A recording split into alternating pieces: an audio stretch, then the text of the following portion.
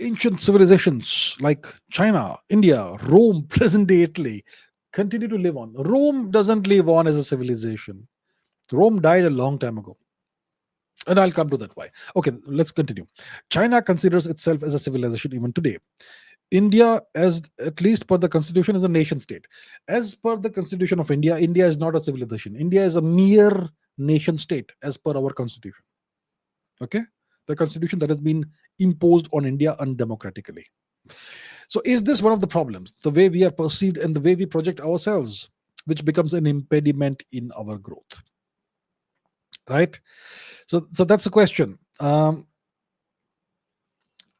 So, if you look at the Constitution of India, you will see that it is it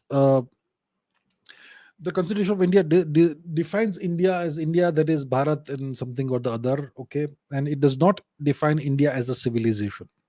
It defines India as a nation state. Now, Rome no longer exists. Rome is Italy. Italy is a Christian nation. Italy is a non-sovereign nation, part of NATO, part of EU. It's neither a civilization today, because okay, so then the question, to understand why Rome is not a civilization today, we have to understand what is a civilization. So take notes. A civilization is an advanced society which has a certain set of characteristics. First characteristic, it has a highly evolved and institutionalized indigenous culture. Institutionalized indigenous culture. Italy is a Christian nation. Christianity is not indigenous to, to Italy, but it is institutionalized into Italy. So that's number one.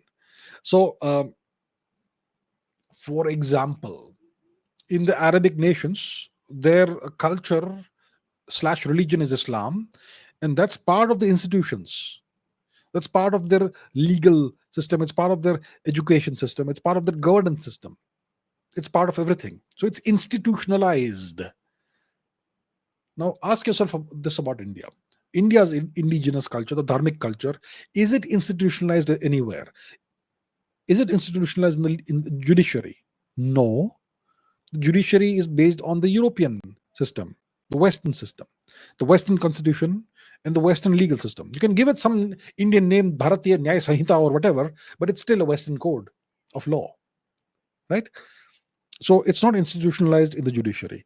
Is the Indian cultural civilizational system, dharmic system, institutionalized in the education system? It's not. Our education is completely secular, completely Western.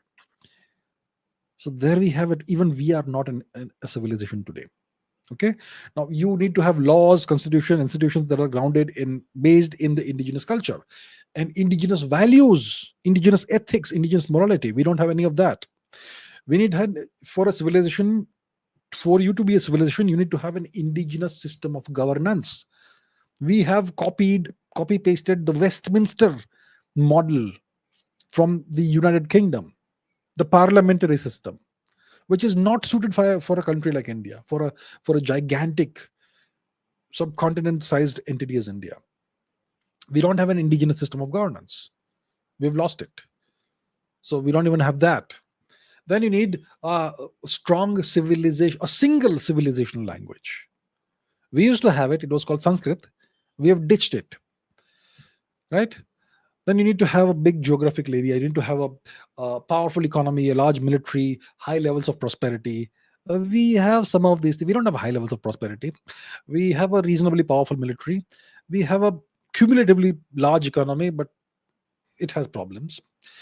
And for you to be a civilization, you need to have a large sphere of economic, military, and cultural influence that extends significantly beyond your borders.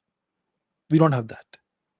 A civilization has its own language, it has its own script, and a civilization has its own calendar, system of timekeeping.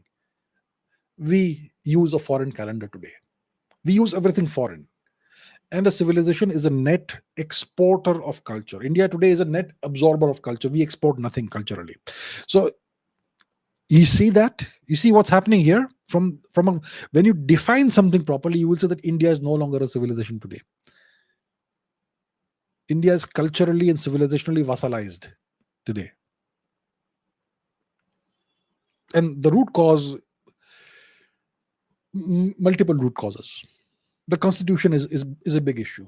The constitution defines everything that comes under it, the judiciary and whatever else, and laws and all that.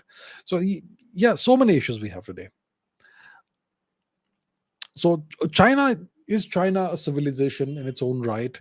China also has a legal system that's somewhat based on the Western system. They have copied their education system from the West. They have chosen to be technically a socialist country, which is again a non-Chinese thing.